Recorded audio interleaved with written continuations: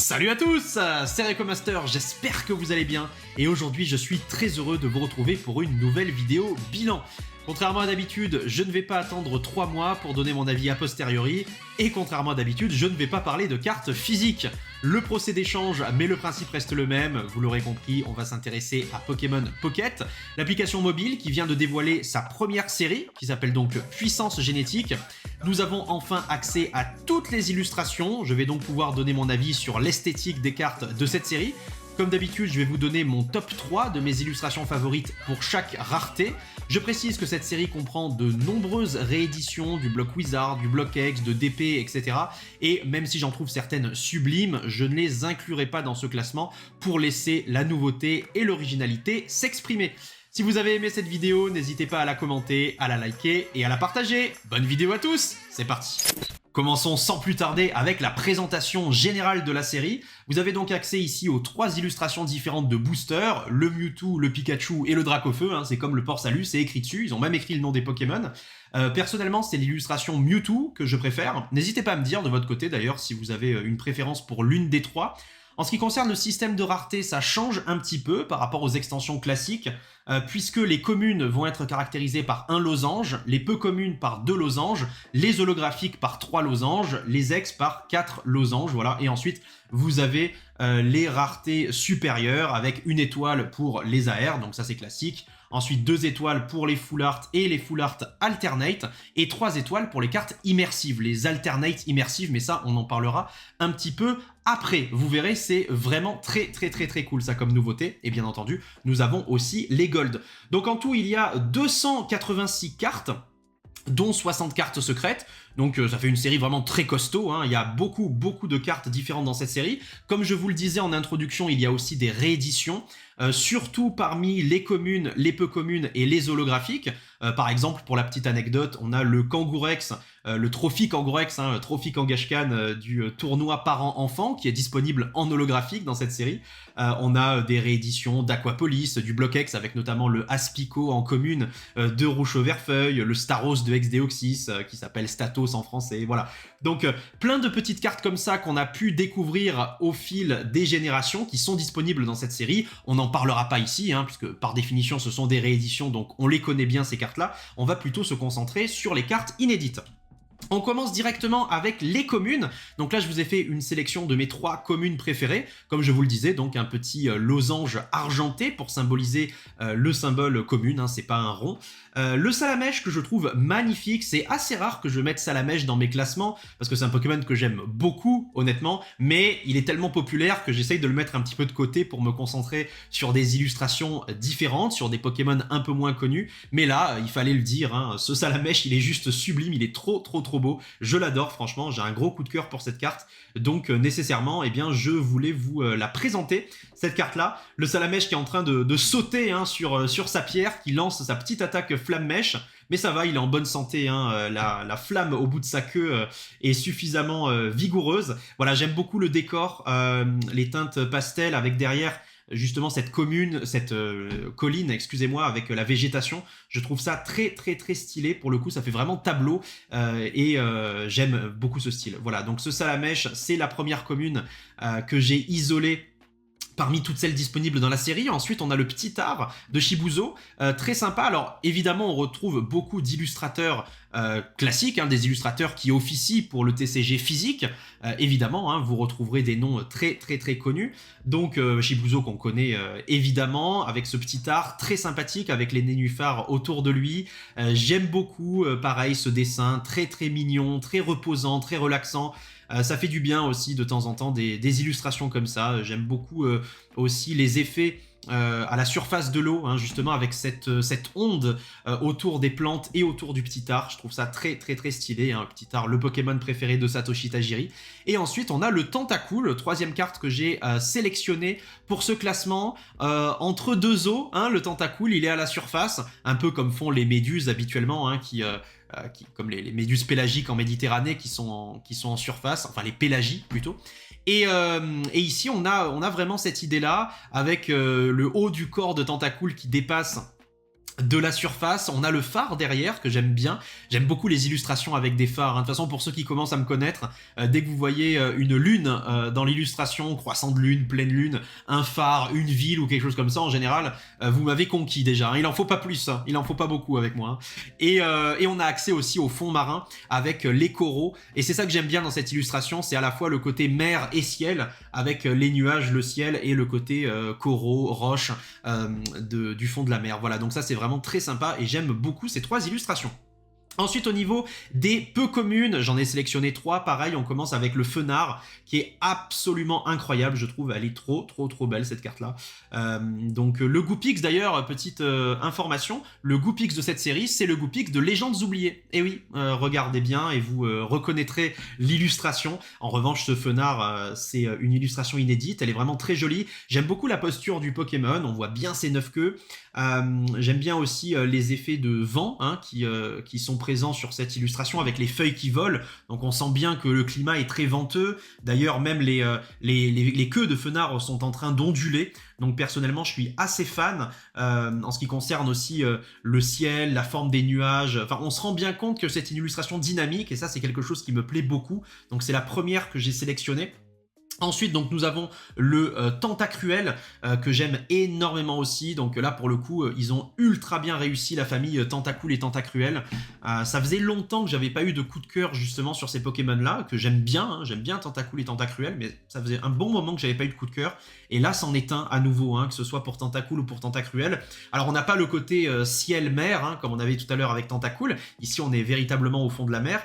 Mais on a tout de même les rayons du soleil qui transpercent la surface de l'eau et qui arrivent jusqu'au fond. Hein. Donc, même si effectivement le ciel n'apparaît pas, il est quand même suggéré hein, avec les rayons du soleil qui descendent directement. Pareil, cette diversité sous-marine avec les coraux, je trouve ça très joli. Donc, une illustration très réussie, je trouve.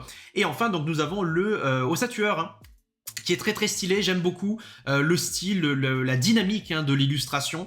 Alors on voit que c'est pas du Fukuda, mais au niveau de la dynamique, ça peut y ressembler un petit peu. Pour ça que c'est un mélange ici avec Nagasawa, hein, c'est ça. C'est un mélange entre plusieurs styles. J'ai l'impression de voir un peu de Kuki Saito, c'est-à-dire le côté biologiste avec le Pokémon qu'on voit dans ses moindres détails. Derrière, on a le côté Fukuda pour la posture et le dynamisme, et puis un peu aussi le côté Arita pour la forme de la tête. Donc c'est un mélange entre plein de styles, et je trouve ça, enfin c'est son propre style hein, à cet illustrateur, ou à cette illustratrice d'ailleurs, je ne sais pas si c'est un homme ou une femme, je ne le connais pas ou je ne la connais pas, mais en tout cas c'est une illustration magnifique. Voilà, donc j'ai eu un coup de cœur pour ces 3 peu communes. Pareil, hein, n'hésitez pas à me dire vous dans les commentaires quels sont vos coups de cœur. De toute façon, je vous mettrai un lien dans la description et en commentaire épinglé aussi si j'y pense de cette vidéo. Vous pourrez directement cliquer dessus pour accéder à toutes les illustrations de cette série. Ensuite, nous avons les cartes holographiques. Alors là, j'ai eu un petit peu moins de coups de cœur. Il y a des illustrations très belles. Ceci dit, le Dracofeu, il faut le dire, hein, le Dracofeu est très beau en holographique, je trouve. Mais le problème, c'est que la plupart des holos, c'était des rééditions. Et ça, ça me pose un tout petit problème d'originalité. Bon, vous allez voir, c'est pas très grave, hein, parce que la série est tellement incroyable que honnêtement, c'est pas très grave. Mais c'est vrai qu'il y avait quand même beaucoup de rééditions parmi les holos. Je note de mémoire, hein, encore une fois, je m'en souviens plus exactement, mais je crois qu'il y avait le Noix de Coco d'Aquapolis, il y avait le fameux Kangourex dont je vous parlais du Family Event, voilà, et il y en avait d'autres comme ça, ce qui fait que il y a effectivement un choix un petit peu plus restreint parmi les holographiques originales. Mais ceci dit, ces 3-là, je les trouve très belles. Le Elector pour sa simplicité déjà, le Articodin pour sa posture, qui est vraiment très sympa, en avant comme ça avec ses serres, j'aime beaucoup, et le Tortank pour le nombre de détails, hein, c'est assez hallucinant, que ce soit la luminosité, le soleil, la position de ses canons, et puis cette vague hein, tout autour du Pokémon, et le dessin du Tortank qui est assez incroyable, il faut le dire. Donc 3 holos magnifiques, même si effectivement j'aurais aimé qu'il y ait peut-être un petit peu plus d'illustration originale en ce qui concerne les holos. Ensuite on arrive aux ex classiques, hein, donc vous le voyez on est à 4 losanges hein, cette fois-ci, on passe un step au-dessus des holos, de très belles ex. Hein. Pour le coup là j'ai été vraiment très surpris, c'est assez hallucinant parce que Ces derniers temps, je trouve que le point faible des séries, c'est le manque d'originalité des ex. Elles se ressemblent toutes, c'est à chaque fois la même chose, j'ai l'impression. Alors qu'ici, on est vraiment sur des illustrations très très très belles. Regardez-moi cet ectoplasma, il est complètement fou. Alors, en général, quand il est en ex, ectoplasma, il est toujours réussi, hein, au niveau de la forme, de la posture, du dessin. Mais là, tout particulièrement, hein, l'illustration, elle est tellement dynamique, la position de la langue, de son corps, bref, pour moi, c'est une réussite totale. J'aime énormément. Le Mewtwo, également, il est vraiment très très sympa avec la position de sa main, comme ça. Je trouve que c'est vraiment très très très stylé. J'aime beaucoup ce style-là. Et enfin, le Tortank aussi, qui est décidément très très bien mis en avant et en valeur dans cette série. Il faut le dire aussi, quand les Pokémon populaires, les starters de la première génération sont bien dessinés, voilà, là c'est le cas. Et que ce soit Tortank ou Dracofeu, bon, j'ai pas mis le Dracofeu ici pour changer un petit peu puisque j'avais mis le Salamèche tout à l'heure dans les communes, mais les deux, je les trouve vraiment très très très réussis. Florizard, un peu plus de réserve, mais voilà, le Tortank est absolument sublime avec l'eau qui est en train d'être chargée dans son canon et qui va être probablement propulsée avec une pression assez phénoménale. Bref, très très très joli en tout cas ces ex-là. Et honnêtement, j'en ai choisi que 3 parce qu'il fallait faire un choix, hein. Sinon, il y en avait beaucoup d'autres. Et n'hésitez pas à aller faire encore un tour pour voir quels sont vos préférés. Alors là, on arrive aux AR et vous allez voir que malheureusement j'ai triché. Et oui, je suis désolé, j'ai triché parce que là pour le coup c'était trop dur de n'en choisir que 3, je n'ai pas pu, c'était littéralement impossible. J'ai toujours joué le jeu jusqu'à présent dans mes bilans, hein. Quand sur une seule rareté, j'ai jamais mis plus de 3 cartes, là c'était pas possible, donc j'en ai mis 5 malheureusement, parce que ces 5 là, je n'arrive pas à les départager, je les trouve juste trop belles, elles sont complètement incroyables. Alors on va commencer par les 3 premières, le Bulbizarre. Que dire sur ce Bulbizarre, si ce n'est que c'est l'une des plus belles illustrations de Bulbizarre que j'ai jamais vues. Il a une simplicité presque sugimoriesque, j'allais dire, hein, dans le style, mais d'un autre côté, il y a également tellement de détails au niveau de l'environnement et au niveau de la couleur de cette carte, de cette illustration, que pour moi, elle est juste parfaite. C'est la perfection incarnée. C'est-à-dire que le jeu d'ombre et de couleurs, il est parfaitement bien dosé sur cette illustration. Regardez justement l'ombre qui apparaît sur certaines parties du corps de Bulbizarre, sur son bulbe, sur la partie gauche de son corps. L'autre partie est dans la lumière. On a les rayons lumineux qui sont présents, mais pas trop.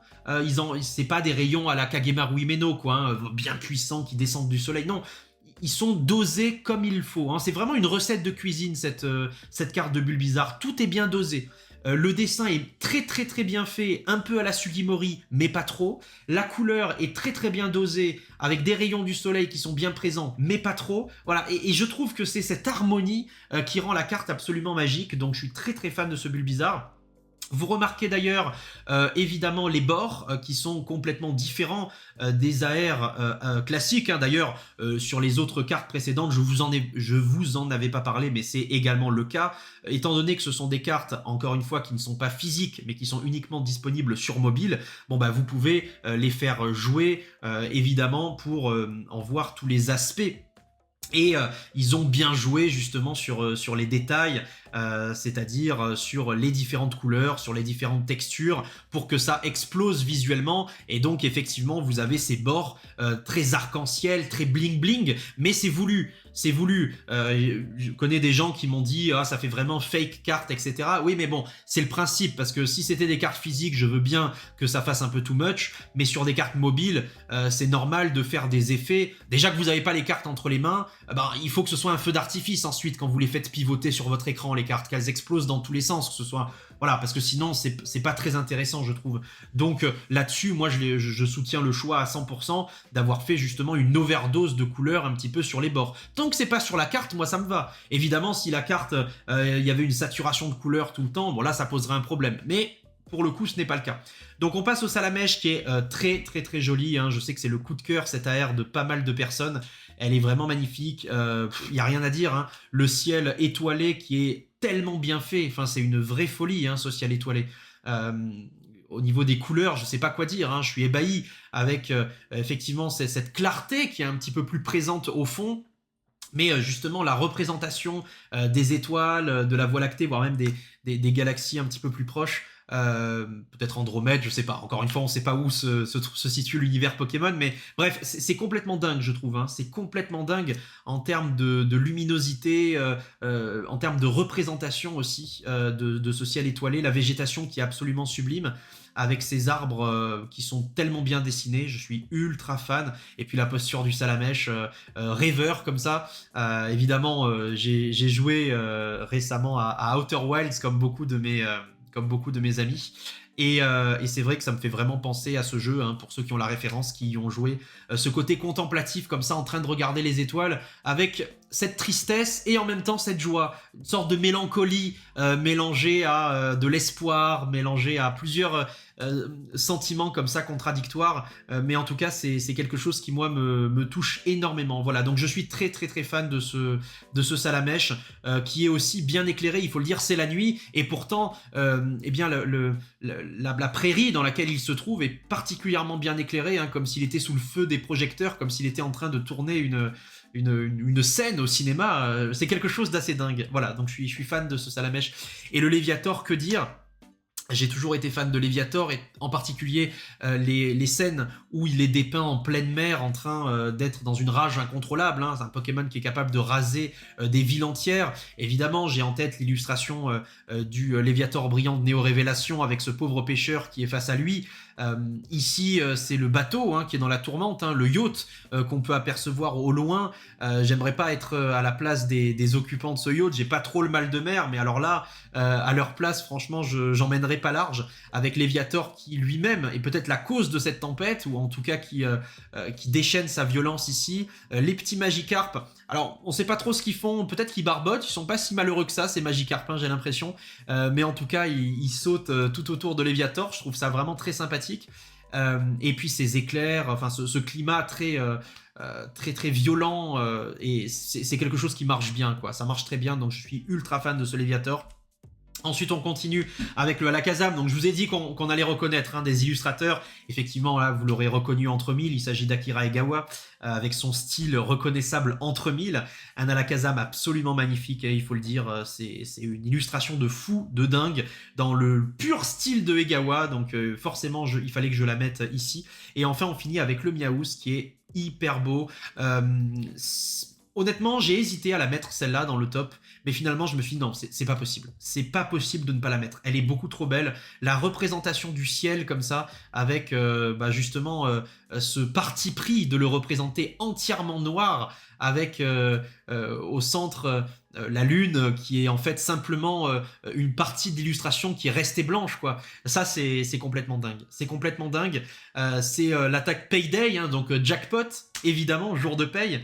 Et on a cette référence à l'attaque jackpot avec un Miaouz qui est en train de ramasser les pièces qui sont tombées au sol, les petits trésors tout au long de la ruelle, qui sont caractérisés par un petit scintillement comme ça, un peu comme le petit poussé. Ils vont très très très loin, et Miaouz comme ça qui part à la recherche de ces pièces-là. C'est trop beau, quoi. C'est magnifique. C'est un style complètement à part, encore une fois, mais moi ça me touche profondément. Franchement, les AR de cette série, je suis ébahi, hein. Habituellement, c'est quelque chose que bon, je le dis, hein, dans les séries récentes, je trouve les AR vraiment très très belles, mais là, pour le coup, j'en ai le souffle coupé, hein, plus que d'habitude encore.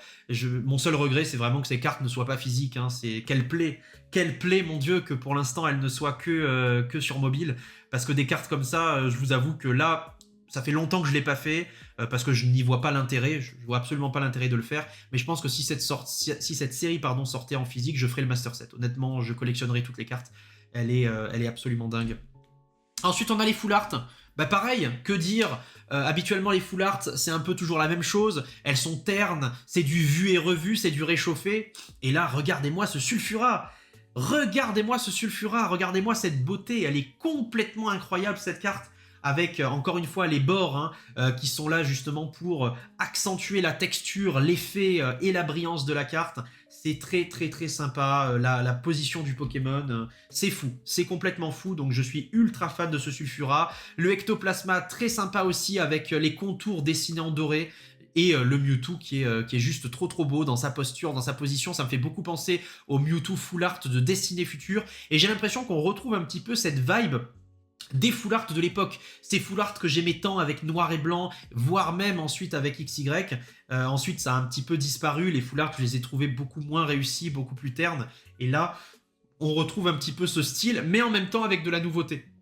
Et là, je ne peux que signer. Voilà, donc très très très fan de ces full art. Derrière, nous avons les Full Art Trainer. J'ai fait quand même en 2 catégories, les Full Art Pokémon et les Full Art Trainer, parce que même les Full Art Trainer, elles sont très très jolies aussi. Donc on a évidemment Koga qui est ici. Koga, donc premier champion d'arène de Parmanie, avant qu'il ne laisse le relais à sa fille. Ensuite, il deviendra membre du Conseil 4. Giovanni, le leader de la Team Rocket, et Brock, donc Pierre évidemment, qu'on ne présente plus avec son arène d'Argenta. Voilà, donc très très très sympathique pour le coup, ces trainers là. J'aime beaucoup le fond, encore une fois, avec ce cosmos derrière Giovanni. Vraiment, on pourrait croire qu'il est de la Team Galaxy ici, tellement, tellement le fond de l'illustration est étoilé. Vous allez me dire, c'est pareil avec Koga et Pierre, sauf que Pierre, il y a vraiment ce côté marron de la Terre, quoi. On dirait qu'il va creuser dans du minerai, dans les souterrains de Sinnoh en 4e génération, et qu'il va trouver des trésors. Et Koga avec ses couleurs violettes qui rappellent bien sûr le type poison. Voilà, donc c'est quelque chose qui me plaît beaucoup. Je suis très très fan, encore une fois, des trainers de cette série, vraiment très sympa. Ensuite, on arrive aux alternates, et vous allez voir que donc il y a un autre type d'alternate qu'on va découvrir après, mais ici on est sur le premier style. Alors encore une fois avec un bord différent, les couleurs de l'arc-en-ciel qui sont bien là, mais vous l'avez vu, la bordure est complètement différente. Elle est symbolisée par des traits parallèles, qui sont soit verticaux soit horizontaux en fonction de la tranche qu'on regarde. Et voilà, cette couleur arc-en-ciel avec le vert, le bleu, le jaune, le violet, etc. Très sympa. Encore une fois, quand vous les voyez en scan comme ça, vous vous dites « Ah, c'est dommage, la bordure, elle n'est pas forcément terrible. » Pourtant, une fois que vous pouvez faire pivoter la carte, c'est vrai que ça rend quand même très très bien. Après, si je devais donner mon avis là-dessus, je pense que c'est quand même la bordure que j'aime le moins, celle des alternates ici. Par rapport à celle des AR qu'on voyait tout à l'heure, j'aime moins cette bordure-là. Par contre, les illustrations, qu'est-ce qu'elles sont belles. Le Elector qui est complètement fou. Alors évidemment, on distingue la centrale. On a Abo et Piafabek, des Pokémon qu'on peut trouver à l'état sauvage, à l'extérieur de cette zone, et la centrale avec les éclairs qu'Elector est en train de se recevoir. Alors on ne sait pas si les éclairs s'abattent sur lui ou si justement il est en train de provoquer ces éclairs.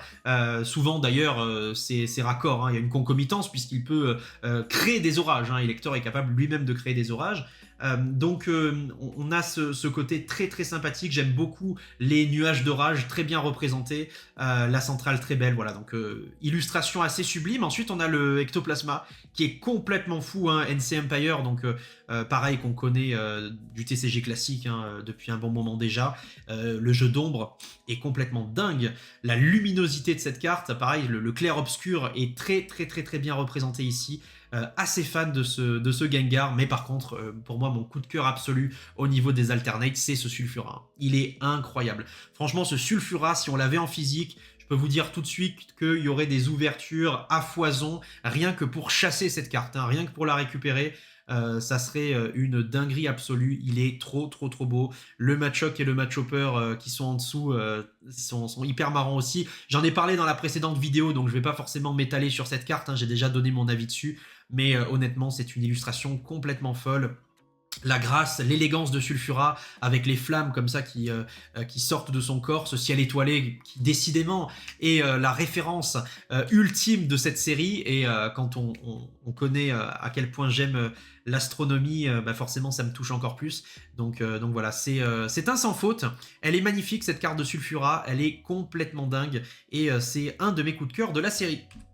Là, on arrive aux cartes immersives, les amis, les alternates immersives. Donc, vous voyez, tout à l'heure, on était à 2 étoiles. Là, maintenant, on est à 3 étoiles avec cette carte-là. Il n'y en a que 3 des immersives et j'en ai sélectionné 2 sur les 3 et elles sont complètement incroyable. Alors on commence avec le Dracofeu. Ce Dracofeu, il est complètement fou. Et comme vous le voyez ici, en fait, ce qui est incroyable avec cette carte, c'est qu'il n'y a pas que le Dracofeu. C'est en fait un décor complet avec énormément d'autres Pokémon autour de lui. Ça me rappelle un petit peu, vous savez, le rallye de Harada, de Midori Harada, avec cette fresque, cette véritable carte postale qu'avait dessiné Harada avec tous ces Pokémon qui sont présents, que ce soit dans le ciel, que ce soit en mer, que ce soit sur la plage.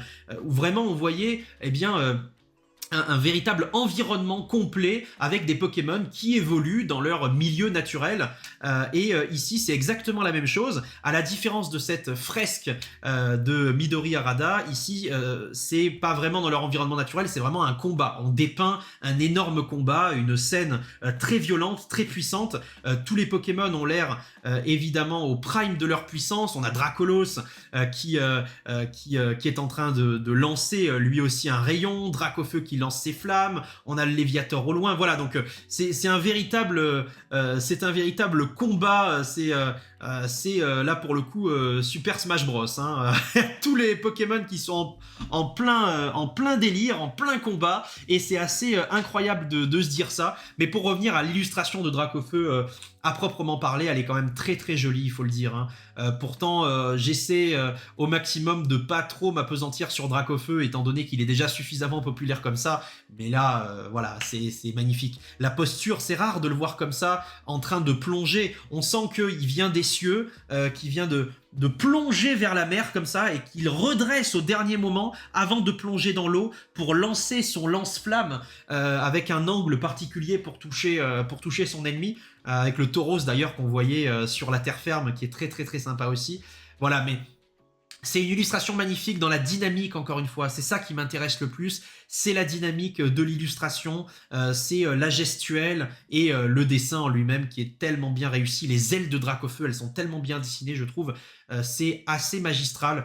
Et le Mewtwo, bah je vous le dis, c'est vraiment mon coup de cœur absolu. C'est mon coup de cœur absolu. Cette carte est complètement dingue. Je pense que vous comprenez maintenant pourquoi on les appelle des cartes immersives. C'est parce qu'on est plongé dans une histoire, on est en pleine immersion dans une histoire. Et là, ce qui me plaît beaucoup avec ce Mewtwo, c'est qu'on a véritablement le background. C'est-à-dire que là, il est en train de détruire la vitre, la fenêtre d'un bâtiment. Mais on pouvait se dire, bah tiens, c'est bizarre parce que habituellement, quand on voit des éclats de verre autour de Mewtwo, c'est qu'il sort de sa cuve. La cuve dans laquelle on a fait des expériences génétiques horribles et malsaines. Alors quand je dis on, c'est les scientifiques de la Team Rocket, hein, menés par le docteur Fuji, bien sûr. Sauf qu'ici, on se dit, bah on voit pas de cuve derrière.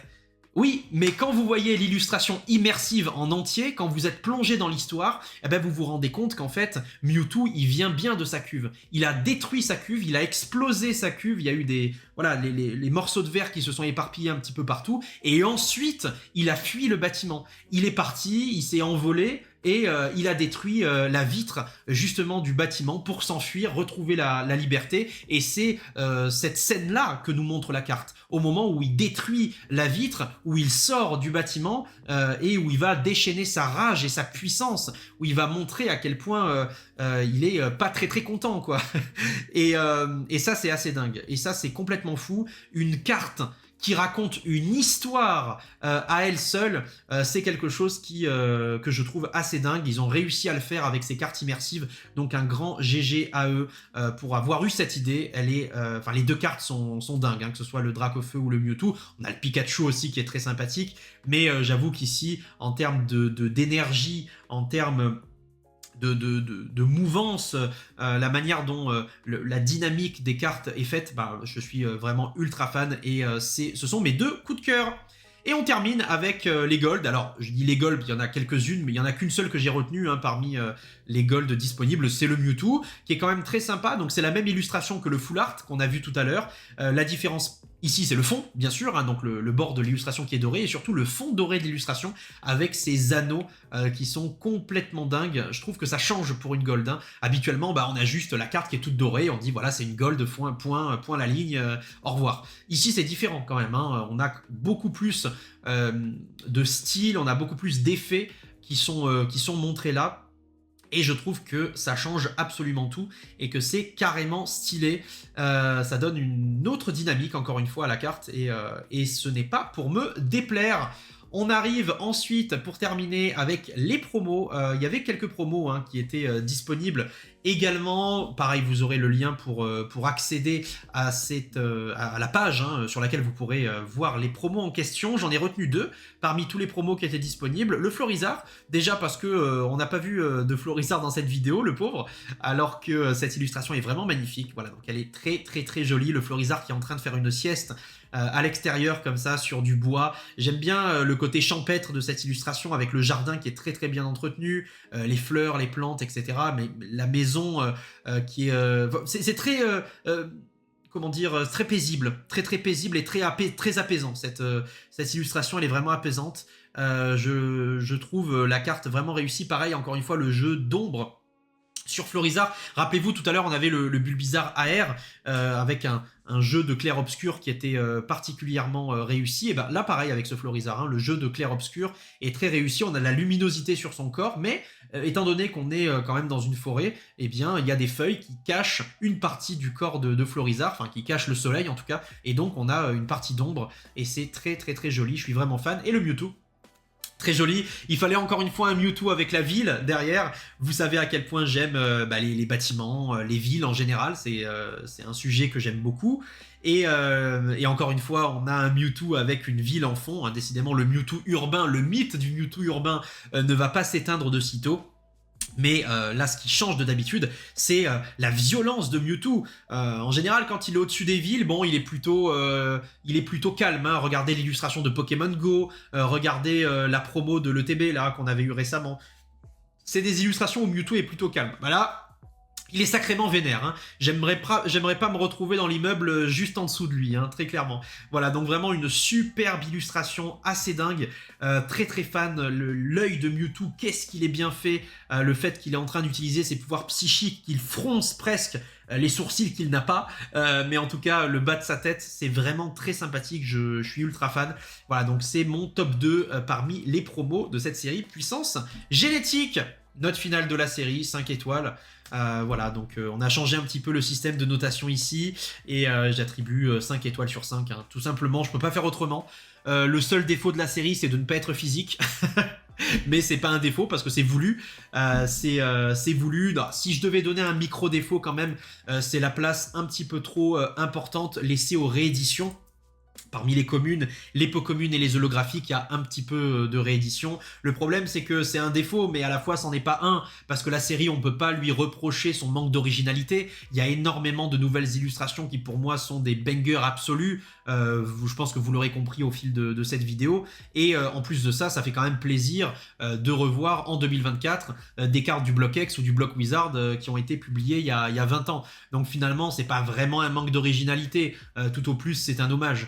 Et pour le coup, je peux pas trouver un seul point qui me ferait enlever une étoile à cette série. En termes de beauté, d'esthétique, moi ça me touche profondément. Donc c'est un 5 sur 5, il faut le dire aussi, quand une série est absolument sublime. Et encore une fois, comme je le disais, mon seul énorme regret, c'est de ne pas pouvoir contempler ces cartes physiquement, de les avoir entre les mains et de pouvoir les collectionner. Voilà les amis, en tout cas j'espère que vous avez apprécié cette vidéo. N'hésitez pas à me donner vos avis dans les commentaires. N'hésitez pas à liker et à partager si ça vous a plu. Et nous on se donne rendez-vous très très vite pour de nouvelles aventures. Allez, ciao tout le monde, à la prochaine. Bye bye.